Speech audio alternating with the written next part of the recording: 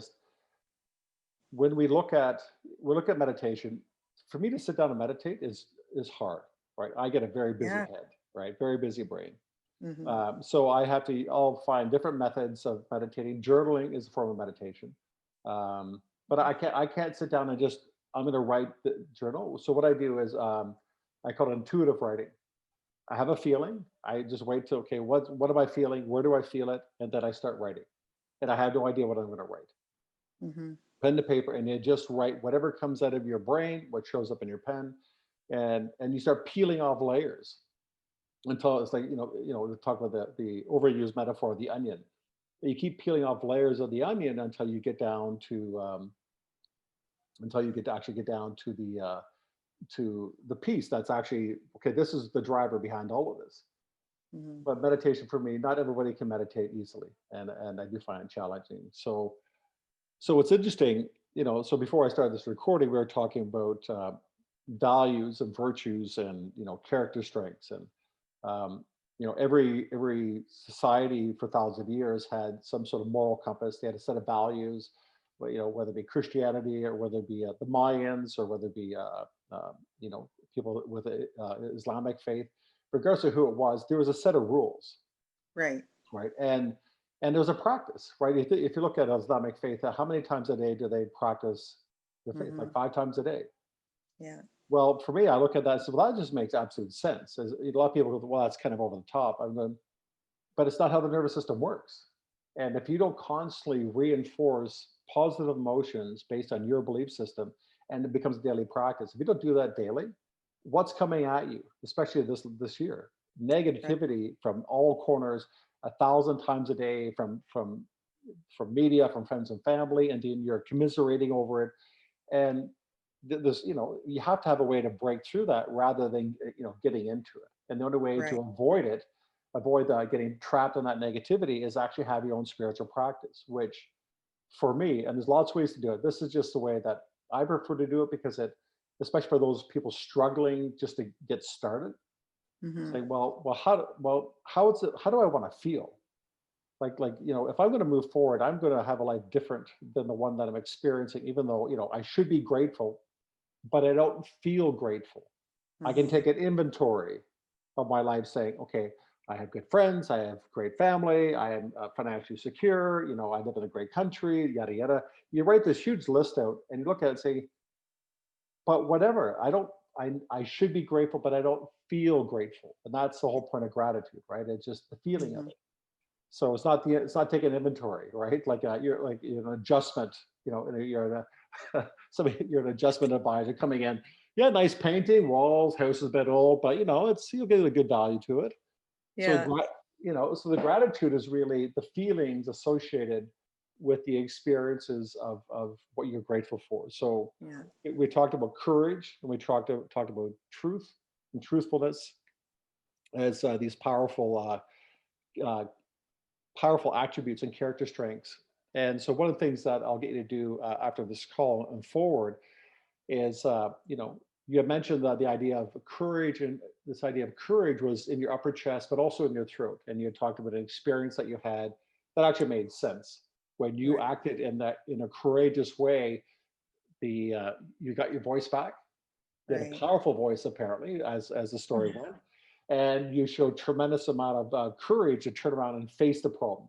So that emotion and that energy is what we want to tap into. So when you start journaling, go to that experience and saying, well, okay, if I want to live in courage and I want to live in truth, this is what it feels like. When else have I been in that way? Hmm. When else has that showed up inside my life? And you'll find in different travels and trips that you've done, and Yeah. there'll be all bunch of things that will start showing up. That's what you write about. Okay. That's what you write. You don't write about your problems, because God knows we all have them.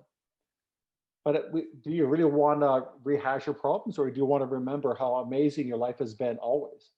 And Hmm. when you think about it, you know where it is, you know where you feel it, you imagine it and you feel it, and you imagine it and you feel it, and you write about it and you're seeing it and you're thinking it and you're feeling it and you're imagining it.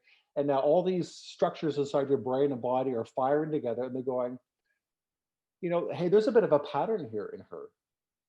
A couple of weeks into it, you'll be sitting out and you'll smell something. and all of a sudden the smell will trigger off a feeling, which will bring up this beautiful emotion. But that's how gratitude really should work. It's not the acknowledgement of it, it's the embodiment of it. Right. Because Right. I thought, yeah, um, I can't remember the guy's name, Beckwith. Um, I think it's in the movie called The Secret, but he had this book out, said, but he talked about this world being a feeling universe, and Right. feeling is the answer. And I really struggled with that for a long time. And it's only been the last probably 5 or 6 years that I really started to understand that's what it means, because it's an embodied thing. If you don't feel it, you're not going to do it, Right. right? Yeah. Yeah. So, so we know what this is here. We know what your values are. We know where they're located inside the body. You know what they feel like. So inside that space now, you said that you've had some health challenges. You've been kind of put your shoulder into life a little bit.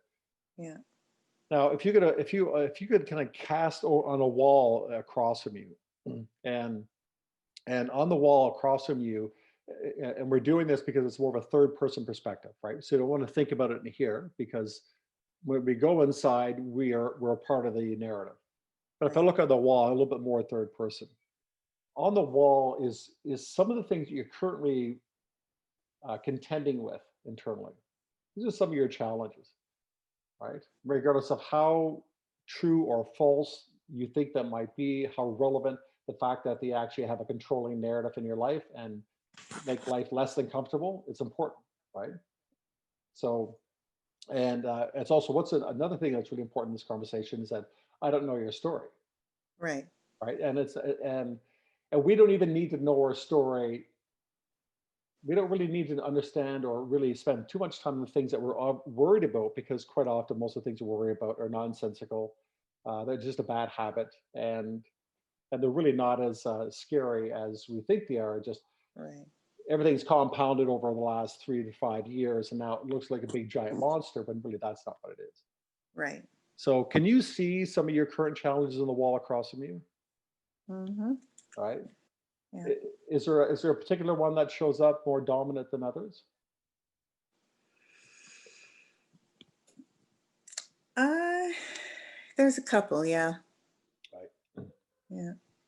So put the couple up side by side, and one on the left and one on the right. Which one's the most important one to contend with? If you could only get rid of one. The left. Okay. All right. Okay. Perfect. All right. So so swipe left, right? Yeah. So we'll drop the right one down. We'll swipe it to the left, and we're going to observe it. When you're looking at what your mind's struggling with, how do you imagine it?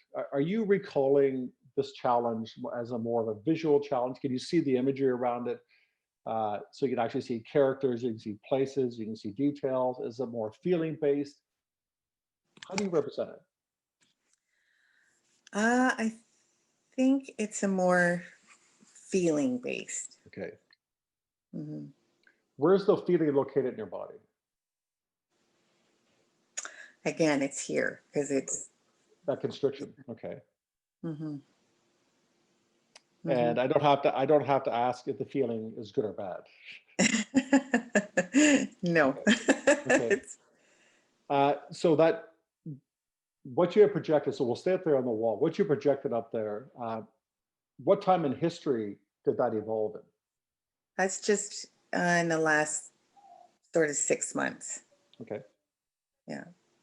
All right. So keep that up there, and I want you to draw an imaginary line underneath it. Hmm. And can you drop underneath that idea? Is there anything associated to it? Is there anything that's actually a part of that shouldn't be there? If you drop underneath and say, well, this is what I think I'm contending with, and it's been quite challenging. But if I go underneath the surface of it, just below the surface line of the water, perhaps, and if I'm snorkeling, right, I see the top, I see what I think is the problem here. But if I just drop underneath it, is there any other things attached to it? Um, There doesn't have to be. I'm just curious. not that I'm aware of Okay, right now. Like, all right. other than maybe it is, um, again, it's this person at work that's causing a lot of Yeah, trouble for everybody, and now it's come on to me. right. And when I look below it, I don't really like. It's quite clear to me Yeah, what she is right. doing and what it's all about. So, Okay, so what I'm looking at, yeah. so but this feeling that you have here, this constriction Mhm. here, when have you had that feeling before? When I couldn't speak, when I felt I couldn't say what I really wanted to say to somebody. Okay, so that it's really interesting, right? So how far back in history does that go? Give us a rough timeline. The original, like with Yeah, my mom, yeah, that's yeah. great. That was great. That was, that started when I was in like grade 8 or 9, and then Okay, when I actually could do something, but it was grade 11. okay, all right. So let's go grade 8, 9.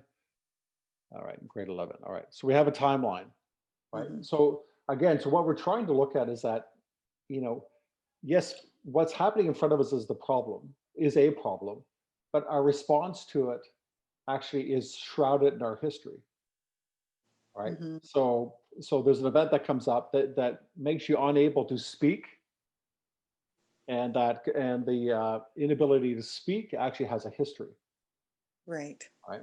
Hmm. So we're gonna just drop that out of the way, clear the screen in front of you, so it's just a blank wall, right? And Hmm. I want you to project up there the idea of courage and truthfulness. Pull that experience up where courage is something that you had that in spades. You took control, right? Self honesty. Use was the term they say. You speak your truth, right? You Hmm. stood up. You spoke your truth. You interfered with a challenging process in your life. Just sit into that experience a little bit, Okay. right? And when Hmm. you just kind of freeze frame it when the adversary goes away and you're there in your space and it's Hmm. just you. Like how do you like you're courageous, you're a little you're a little freaked out, adrenaline's a little high, but you realize that you're courageous and you actually spoke up for yourself. Is there a sense of Right. pride there as well? Yeah. Yeah, okay. All right. Is there a sense of is there a sense of certainty there?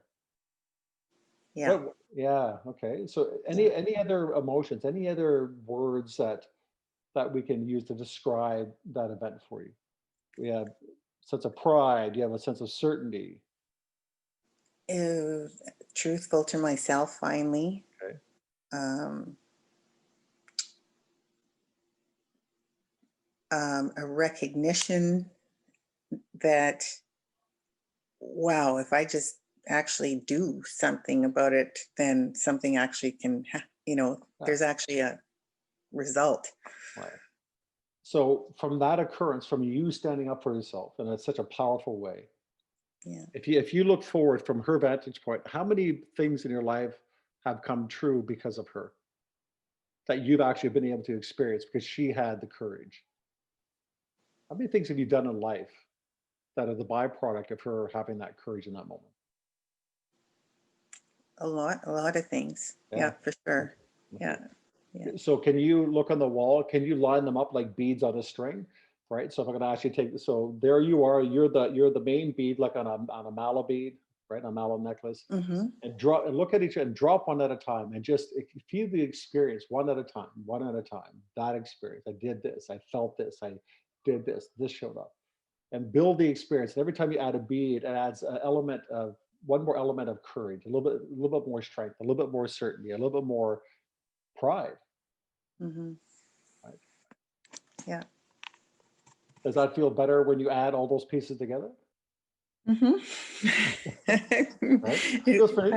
makes me realize I've done it more than I thought. Yeah. Okay. So, and that could be a part of your meditation. Get a mallow bead, get a mallow necklace if you don't have I one. have it's on my rearview mirror in my car. Right. So the middle one is her. Is that young girl at 16 that showed tremendous amount of courage. Hmm. Right. And then the way you use a mallow bead, it's like a rosary. Yeah. you put your finger on each one, and then you imagine an experience that represents what that main bead, the main your centerpiece, what that represents. And then I remember another one, and I remember that's your meditation. Remember, remember, remember, remember, Mhm. but not Yeah. just here. You got to feel it Yeah. Right. and go through until you run out, and then your meditation is done, and then just bask in the glory of, man, like I am one tough SOB. I really rock life, right? But that Yeah. sense of certainty and pride, this has already been you. Yeah. Okay. Now, I want you to sit in that experience. I want you to look back, and so we have to go downstream and think about the 11-year-old, Mhm. or even go back to the earliest occurrence of where the challenges were. You don't have to tell me about it, but just think about the earliest occurrence of that challenge you had with your mom. Mhm. Okay. Okay. Then put her up on the wall. So you don't want to be her. You don't want to be in it. You just want to observe it. Remember, that's not you. You are, so you have all this energy. Yeah, I know this, but just take a deep breath in it and just keep it on the wall and keep it away from you. Now, here's a really important piece. And this is really, really powerful. And it's so important you understand this, is that courage existed at that level. And in fact, if it wasn't for the actions of each part of you and each part of that journey, because we fail at right almost everything we do until we don't. But at the age of 8, she could have made a different decision. She could have decided to never, ever, ever come out. Yeah. She didn't know how to go forward, but she didn't step away either. And so if you, let's say you're the big sister at the age of 16, and you have this courage and you have this strength, and you look at her and think about what does she need from you? Because the problem with these memories, it's like we lock her in a box, and all of a sudden this poor young version of ourselves has been locked away in the attic, and to them it's Groundhog Day. It's just that same terrible thing again and again and again and again, because Right. she doesn't even know what you did when you were 16, and she's never been to Tibet, she's never been to India, she's never seen any of these things you've done in your life, and how unfortunate that she doesn't actually, because of their courage, they never got to experience your life, right? Got to bring the family along, right? Yeah. Right. So Yeah. if you sit in this space and you look at her, what does she need from you? Because we don't know. It's we can feel sorry, and we can have I guess maybe rightfully so, but also maybe not. We can kind of feel sorry for those parts of our lives, but it's really just the journey. Yeah. But And I understand that. And I've also even um in my life, I've also even forgiven my mom. She's never, when I thought it was a smart thing to do and approach her about it and say, what does she think about that from back then uh, and going forward, was a big mistake because she uh, has wiped that from her memory, and that's what she needs to do to survive. And I understand that. right. And I've forgiven her, and I actually have quite a good relationship with her now. Well, good. But it is, yeah, it's such a tough thing to do. Well, it's just, but the thing is, if we bring them all home, it's like we look at these younger versions of ourselves. They're just abandoned in time, and Yeah, so they don't have access to you. So why don't we give her access to you? right. So you think about throwing a lifeline, right? And if you look at this, this young girl at let's say the age of 8, and the emotions she's dealing with, then give her what she needs. So look at her, and what does she need from you? Even imagine that she's in um, a snow globe. It's kind of it's the Mhm. time of year for them, so we'll bring in a snow globe. Yeah.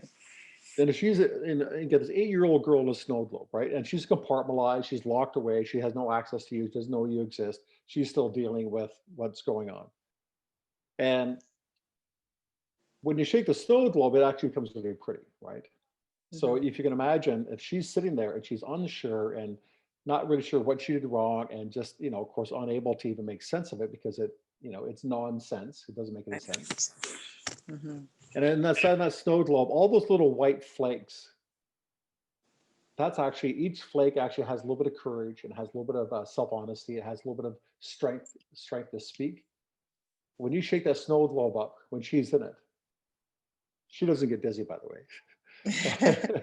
But when you shake it up, and now all of a sudden all these flakes are in the air, and can you imagine it? Look on the wall, and she's out there like a little kid out in the snow, fresh snow coming down. She's sticking her tongue out trying to catch the flakes.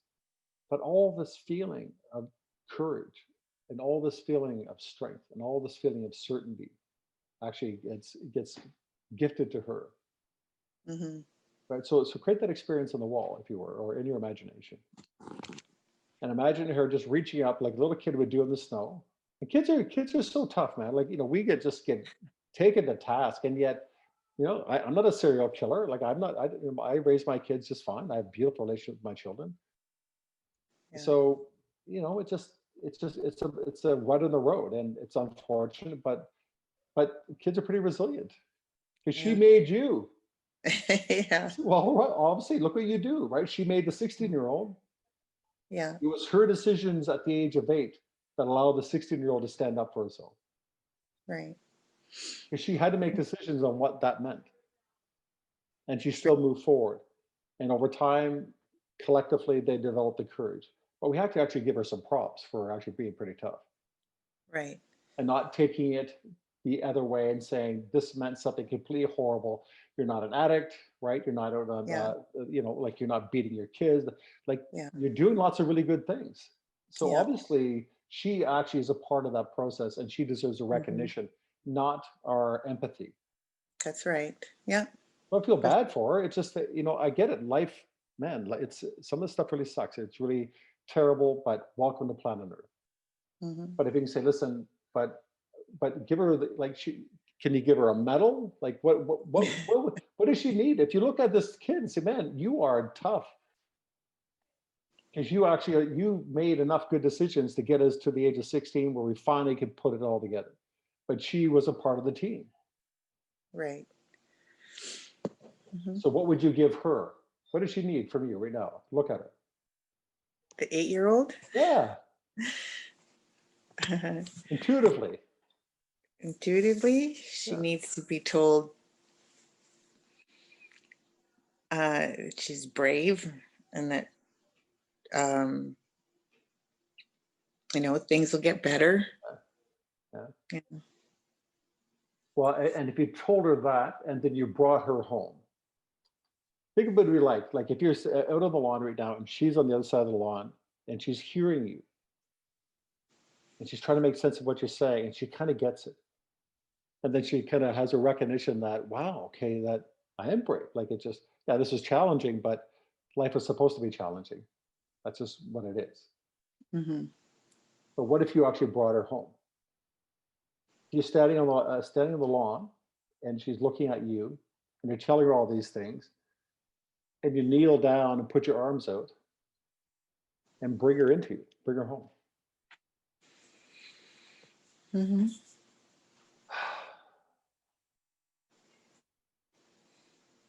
Yeah. More courageous. More, I mean, like, this little bundle of energy had tremendous courage, Mhm. Yeah. which For is sure. why, yeah, of course. Well, she had to. Otherwise, a 16-year-old would have crumbled. Right. It's a build up. It's a Yeah, build courage. absolutely. Well, I Yeah. mean, I started weight training when I was 16, and it wasn't until I was 30 that I really peaked out. It takes Mhm. time. Yeah. But we look at these occurrences, and somebody once, I realized that, even though I had a lot of challenges in my life, they weren't really as much of a problem until somebody else had a problem with them. Until the world started saying, "Oh my God, you poor thing, you had this tragedy." And then I started changing the narrative of my experiences. Yes, they were terrible. I wouldn't want to go there again. Yeah. However, they were just part of the journey.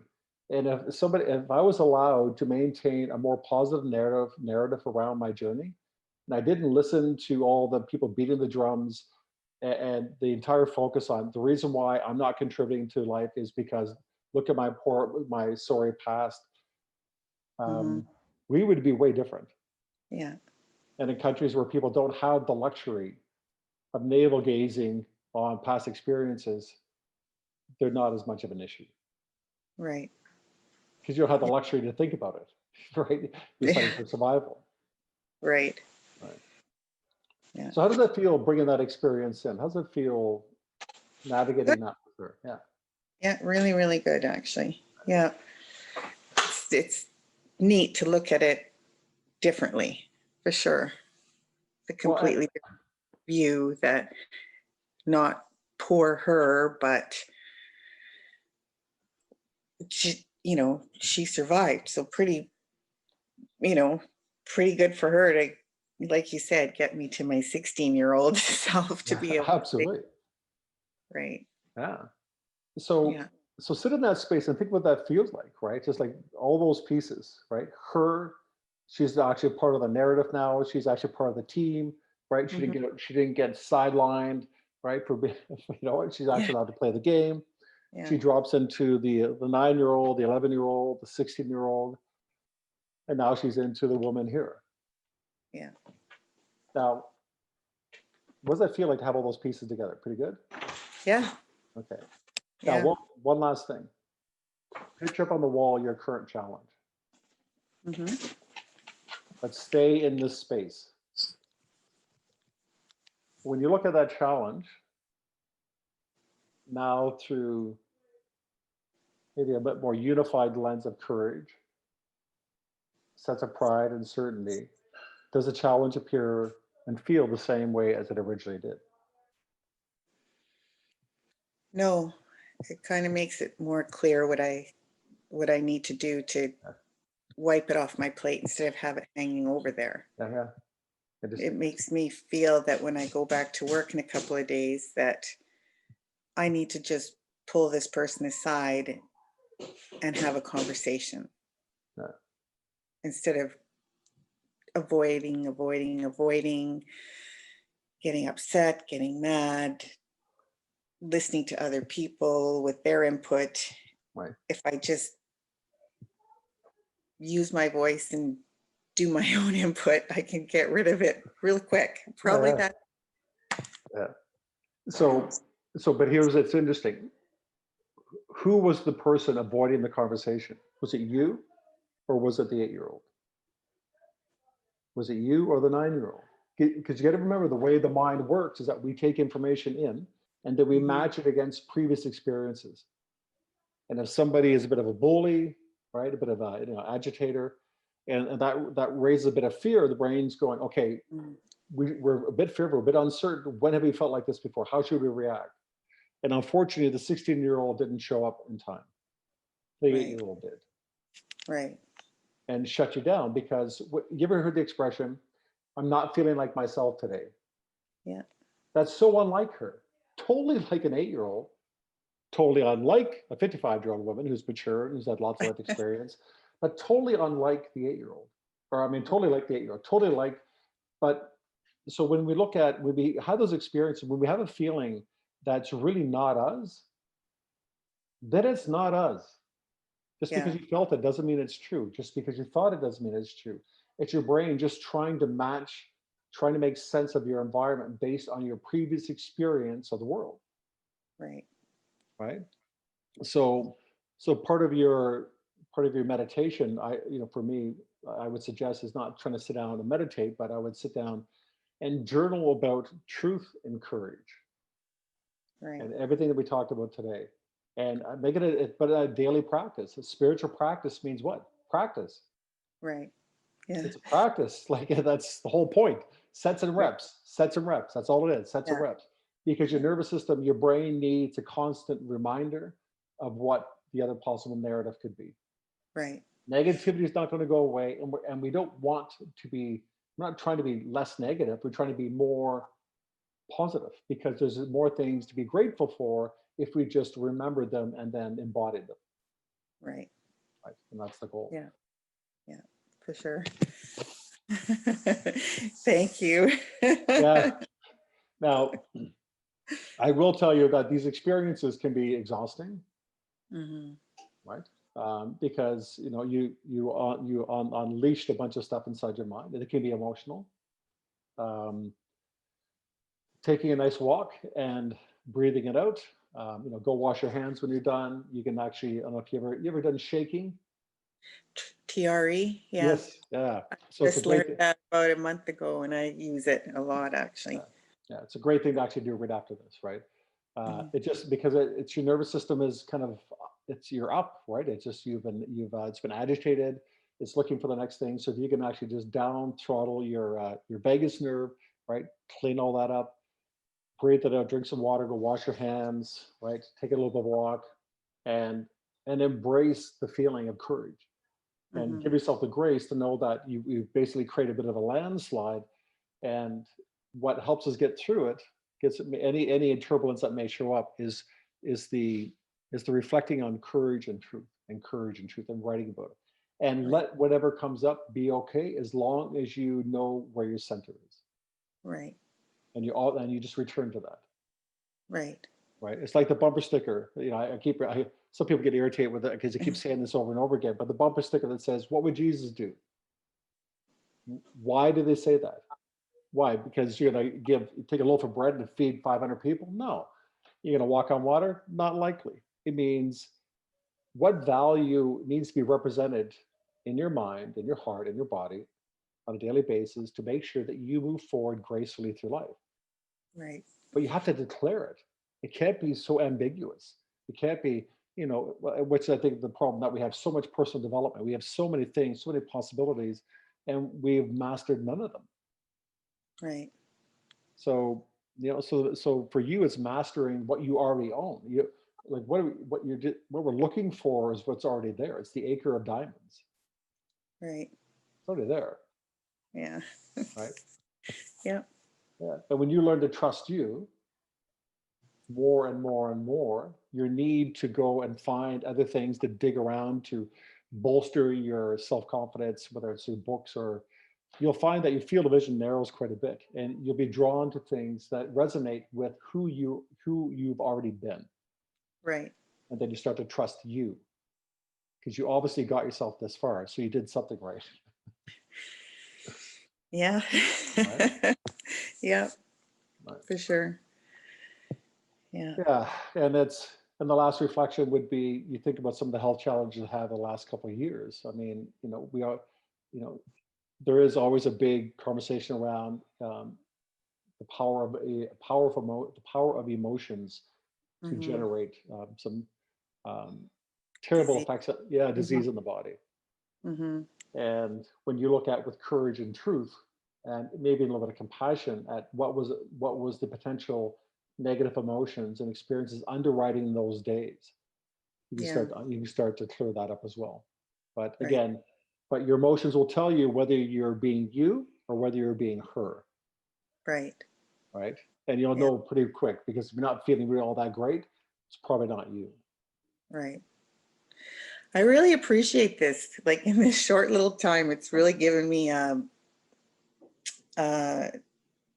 different way to look at those past experiences for sure. Uh, And to recognize, I think I always knew they were a part of me, but I didn't really quite connect how they fit in, and to look at which little girl in me is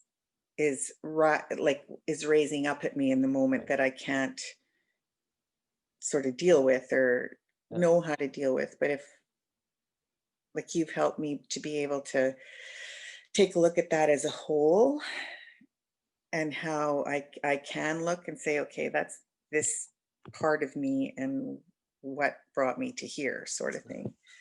Yeah, we're a multiplicity of personalities. We are not a single entity. We are a collection of thoughts and ideas and beliefs and other people's beliefs and just tens of thousands of millions of synapses and of all these experiences. It's a chaotic, man. It's so chaotic.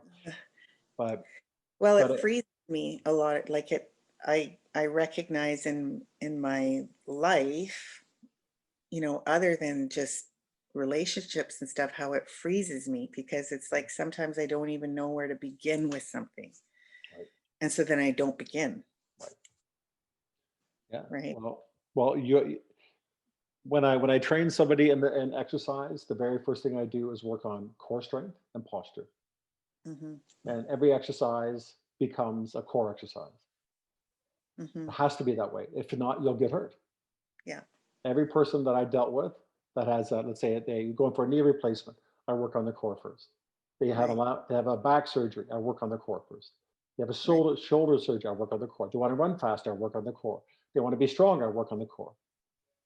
They want to do anything, I don't care what it is. You work with seniors. What's the very first thing you do? You work on the core. Mm-hmm. It just makes sense. I mean, let's say we're beautifully designed, maybe it's not evolution, maybe there's a grand design.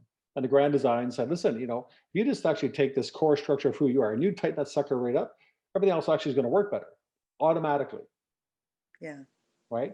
So why do most people fail in exercise, right? They're out, it's like personal development, right? Everybody's up here kind of the intermediate level doing all this stuff that they're not good at because there's no core structure that's guiding them. Right. Right? So philosophically, it's the same thing, right? What's your core values? Yeah, I don't know. Well, then good luck navigating your way through life. It's how schizophrenic will that be? Yeah. If you don't know what you stand for, you don't know what to believe. And I often chide people. I say, listen, be a Catholic, be a Jew, dude, pick a path, but stay in it and practice and understand. Don't get so distracted by the glittery stuff out there and the the great books and all that stuff is wonderful maybe after the fact, Right. but get centered first. And the more centered you become inside the values that you know are important to you, then certain teachers will just show up because they relate to how you're being. Right. But the problem is think about all those titles, like all those books behind me, right? Every title may relate to a different part of my psychology, a different part of who I was being. Right. And when I started doing this work and I started to understand this, 2/3 of my book are now in boxes Yeah. because I no longer relate to them Right. because I'm no longer him. Right. Yeah. Yeah. That's You know, that's a good way to be. yeah, it's so interesting. All right, well, Yeah. listen, I know you got a paint crew on deck here, but listen, and I want to, of course, thank you for your vulnerability. This is, it's you take a chance stepping out into these conversations, and I know it is emotional, but we are just so much more than that. And it's somebody once said, and I can't remember who, maybe it was Brene Brown, that the willingness I'm I'm willing to, or how'd you put it? Um, when it comes to feeling emotions, I have to be willing to experience pain at its truest level if I want to experience love at its highest level. Right. And if Yeah. I suppress one emotion, I suppress all of them. That's right. And so for Yeah. me, that's really important. So it's when you go through some of these journaling and you feel like you just, you want to just let the energy out, then let it out. Don't judge it. Just cleanse, let it be cleansing. And then when that space is empty and you feel kind of raw, then fill it back in with courage and truth and compassion. Fill that space. Right. But don't be afraid of feeling that. Right. Yeah. No, I know that's why when you put that out and I reached out because I just knew that I need to start somewhere and I Right. need to have a beginning Yeah. point to, know where I have to, what I can do that's quite simple actually Yeah. to just start. It's not taking me out of my home. It's not taking me out to having to go to a gym or do whatever. It's something I can just do at home and sit down and write out and really explore. I did journal a lot when I lived in the Yukon and I got away from that too. It just is I don't know why I did. Why I know why I journaled. I don't know why I got away from it. Right. And it did feel good. Like it did help me work through a lot of what I was feeling by putting it down on paper for sure. Right. So Um, So the only challenge for that was that just make sure that who has control of the pen is you. Right. Because writing about things, writing about various challenges that we have in the narrative of the person who actually had them. So what is the point of actually allowing the 23-year-old version of you to sit down and pour her heart out? And so you're feeling all those feelings. If you don't know it's her and you think it's you think you're having this experience with life currently, when that's not who you are at all. So before you journal, drop into her space, you, Right. and let her do the writing. Okay. Right, rather than because otherwise it's just it's a biography. Right. But we want to grow forward, right? So we want to be powerful. So our first point of departure is, where has courage and truthfulness been a part of my life? When have I been that already? And if I can remember, 10 and 20 and 30, then maybe 100. And then when you go to bed at night, what does your brain do with information? It consolidates memory. And the more you do that, the more the brain goes, hey, listen, these things keep synapting all the time. All these neuropeptides keep showing up in this particular fashion. This feels really good. And this is a brand new pattern. It's happened, hundreds of times. And now the brain just lighting up all these ideas. Then the brain starts doing that on your behalf. Mm-hmm. And as long as you just keep it like a feather, like trying to keep a feather in the air, as long as you just keep just a little bit of awareness, just give it a little bit of energy, just for the rest of your life, a little bit of energy. But it's daily. A little bit of energy, that feather will stay in the air nice and light. And so will you. When the second you stop and the feather drops, it's over. That's why they call it, again, spiritual practice. Right. All right. Listen, I'll leave you off to your day. Thank you so much again for doing this with me. It's been really good. And thanks, David. I really appreciate it. And if you have any questions or challenges beyond this, just feel free to reach out. It's I open those doors, so it's I'll stand by with you as you go through it if you have any questions. All right. Thank you so much. You're very welcome. Okay. Bye. Talk to you later. Bye-bye. Bye.